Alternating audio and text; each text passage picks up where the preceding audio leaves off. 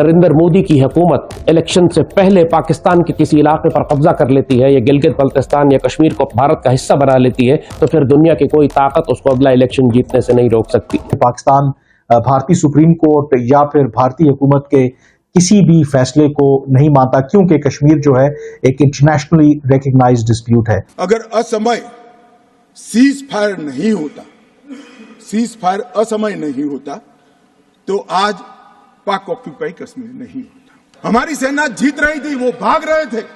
2 دن رک جاتے پورا پاک آکوپائی کشمیر ترنگے کے تلے آ جاتا. کا ہمارا ٹاپک یہ ہے مائکروسافٹ جو کہ امریکن کمپنی ہے، وہ انڈیا میں انویسٹمنٹ کرنے جا رہی ہے. 15,000 کروڑ کی انویسٹمنٹ ہو رہی ہے انڈیا میں تاکہ انڈیا کے شہر حیدرآباد میں ڈیٹا سینٹر. اب پاکستانی چاہیں یا نہ چاہیں آپ کو غزوہ ہند میں بھارت کے خلاف جانا پڑے گا.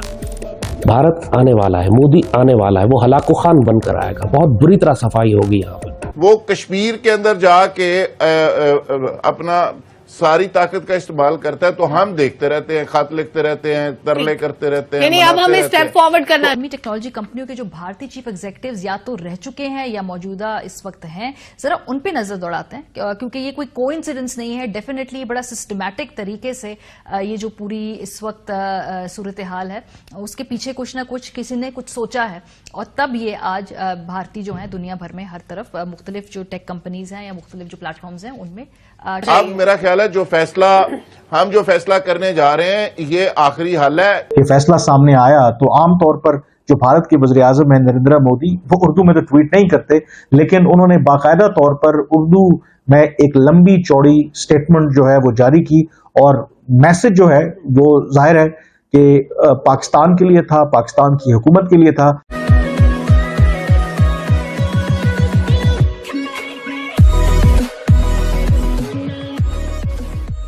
نمسکار دوستو، پورے پاکستان کو ٹینشن ہو یا نہ ہو، پورے پاکستان کو ٹینشن ہو یا نہ ہو، لیکن زین حامد کو ہمیشہ یہ ٹینشن رہتا ہے. مجھے ایسا لگتا ہے کہ جب رات میں وہ سوتا ہوگا تب بھی اس کے آخری جو تھاٹ پروسیس ہوگی یا پھر جو آخری جو اس کا وچار ہوگا وہ وہی ہوگا اور صبح جب اٹھے گا تب وہیں سے ریزیوم ہوتا ہوگا کہ بھائی انڈیا ابھی پلاننگ کر رہا ہے کشمیر میں. اچھی خاصی اس نے سیٹنگ کر رکھی ہے، سیٹنگ ان دا سینس کے تیاری کر رکھی ہے، چاہے رفائل ہو، چاہے S-400 ہو، چاہے نیوکلیئر ہو، چاہے برہموس میسائل ہو، چاہے اگنی میسائل ہو. یہ ساری چیزیں ریڈی رکھی ہے اور پاکستان کو دبوچنے کے لیے جو انڈیا ہے وہ تیار بیٹھا ہے، مودی تیار بیٹھا ہے. اب اس کو تو یہی لگ رہا ہے کہ POK اور GB جیسا جو ایریا وہ انڈیا آسانی سے لے لے گا. اور مان لیجیے پورا نہیں بھی لیتا ہے، 50-100 کلومیٹر بھی لے لیتا ہے، پھر بھی وہ مودی جو ہے وہ مطلب انڈیا کے اندر وہ اپنی ایسی واہواہی کروائے گا اور ایک پتہ نہیں کتنے سالوں تک وہ پھر جیتتا رہے گا یا پھر کہیں اس کی پارٹی جیتتی رہے گی. لیکن پتہ نہیں زید حامد کو کون سمجھائے بھائی کہ بھائی لڑائی کرنا اتنا آسان نہیں ہوتا ہے.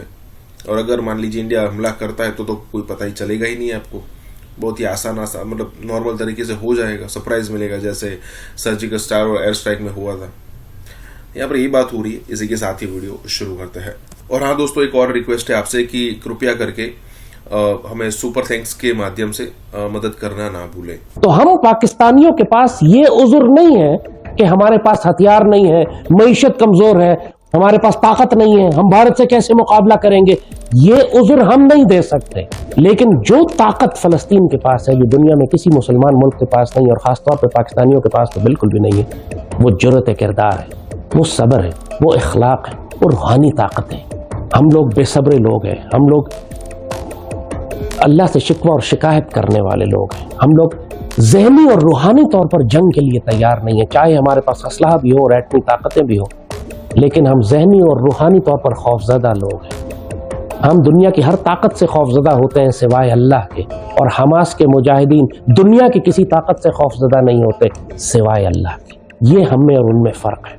وہ آزمائے گئے اور ہم نے اپنی تمام تر طاقت ہونے کے باوجود ان کو تنہا چھوڑ دیا.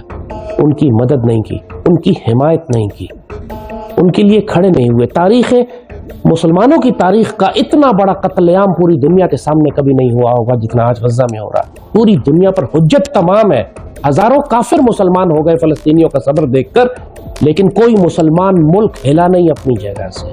کسی مسلمان ملک نے ایک گولی، ایک راکٹ، ایک ٹینک، ایک اسلحہ نہیں بھیجوایا، ایک فوجی نہیں بھیجا، ایک ڈاکٹر نہیں بھیجا. ہم نے حقیقی معنوں میں ان مسلمانوں کو تنہا چھوڑ دیا.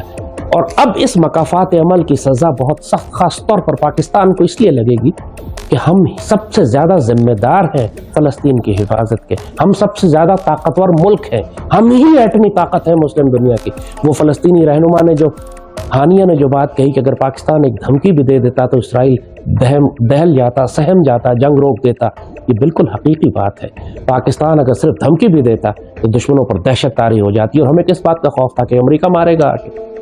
یہی خوف ہمیں مروا دے گا۔ جیسے کسی بزرگوں نے کہا کہ تم نے جنگ سے بچنے کے لیے ذلت کا راستہ اختیار کیا، تمہارے نصیب میں ذلت بھی ہے اور جنگ بھی۔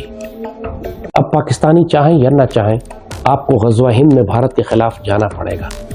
بھارت آنے والا ہے، مودی آنے والا ہے، وہ ہلاکو خان بن کر آئے گا، بہت بری طرح صفائی ہوگی یہاں پر۔ اس وقت آپ یہ عذر نہیں پیش کر سکیں گے کہ ہم کمزور ہیں، ہم کیسے جنگ کریں، ہماری تو معیشت ٹھیک نہیں ہے۔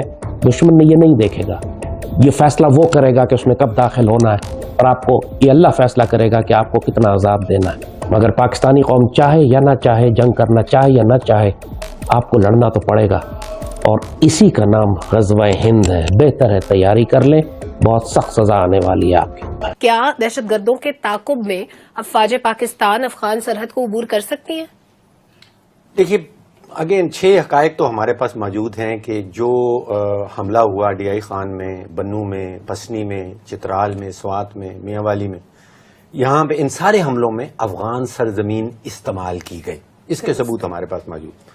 اب آپ کا سوال کہ کیا پاکستان کی فوج، پاکستان کی فورسز جو ہیں وہ ایک بین الاقوامی سرحد جو ہے اس کو کراس کر کے جا سکتی ہیں یا نہیں؟ یہ ایک یو این کا چارٹر ہے، اس کا پاکستان آف کورس حصہ ہے، اور وہ کہلاتا ہے آرٹیکل 2(4). اس کے تحت کوئی بھی ملک دوسرے ملک کی جو ساورنٹی ہے اس کی سرحد کو پار نہیں کر سکتا۔ اگر افغانستان کچھ غلط کر رہا ہے تو اس کا مطلب یہ نہیں کہ ہم بھی کوئی غلط کام شروع کر دیں۔ اس کے اندر ایک ایکسیپشن یو این ضرور دیتی ہے، اور وہ کہلاتا ہے آرٹیکل 51۔ اس میں ایکسیپشن یہ دی گئی ہے کہ اگر آپ کے سیلف ڈیفenس میں یہ کام کر رہے ہیں، اگر آپ سرحد کراس کر رہے ہیں بین الاقوامی اور وہ سیلف ڈیفenس میں کر رہے ہیں، تو پھر اس میں کچھ جان بن جاتی ہے۔ بالکل ٹھیک۔ اپنے اون پہ میرے خیال پاکستان کو ایسا نہیں کرنا چاہیے، ٹھیک ہے، جب تک کہ عالمی دنیا جو ہے، جس میں خاص طور پہ امریکہ، یورپین یونین، چین، روس، یہ 4 طاقتیں جو ہیں، ان کو ہم پہلے ثبوت بتائیں کہ جی ہمارے پاس یہ ثبوت ہیں اور یہ کام ہم سیلف ڈیفenس میں کرنے چلے ہیں، ٹھیک ہے، تو پھر تو جائز ہو جائے گا۔ ہمیں اپنے اون پہ یہ کام نہیں، اس کے لیے پہلے ہمیں گراؤنڈ بنانے ہوگے۔ انور صاحب، اگر پاکستان براہ راست کارروائی کرتا ہے تو آپ کے خیال میں اس کے ممکنہ اثرات کیا ہو سکتے ہیں؟ کیونکہ اگر اتنا سادہ معاملہ ہوتا تو بہت پہلے ہو چکا ہوتا۔ پاکستان نے ہمیشہ افغان گورنمنٹ سے کہا کہ یہ ایویڈنس ہے اور آپ ہمیں ان دہشت گردوں کو پاکستان کے حوالے کریں تاکہ ہم اپنے قانون کے مطابق ان کے خلاف کارروائی کر سکیں۔ لیکن آپ کو یاد ہوگا اس واقعے سے پہلے بھی پاکستان نے یہ ڈیمانڈ کی تھی۔ اب یہ واقعہ اس سمیت بہت سارے ایسے واقعات جس میں افغان شہریوں کے ملوث ہونے کے ایویڈنس موجود ہیں، اور وہ ایویڈنس جو ہیں وہ افغان گورنمنٹ کو دیے بھی گئے ہیں۔ اب سوال یہ پیدا ہوتا ہے اگر پاکستان افغان سرحد پار کرے گا تو اس سے کشیدگی بھی زیادہ بڑھے گی اور اس سے انڈیا کو موقع ملے گا پاکستان کو ڈیسٹیبلائز کرنے کا، یہ یاد رکھیے۔ اور خدا نخواستہ پاکستان میں دہشت گردی کے واقعات بڑھ سکتے ہیں۔ ہاں، آپ نے کرنا کیا، آپ اس معاملے پر سرحد پار کرنے سے پہلے آپ تمام جو ممالک ہیں، اسپیشلی جو ڈاکٹر صاحب نے جن کا ذکر کیا وہ، اور پاکستان کے جو سعودی عربیہ، قطر، UAE اور خطے کے جو ممالک ہیں ہمارے، جو ان کو اعتماد میں لے، اس کے بعد پھر یہ فیصلہ جب ان کو اعتماد میں لے لے تو پھر کیا جا سکتا ہے۔ اس سے پہلے پاکستان کے لیے مزید خطرناک ثابت ہو۔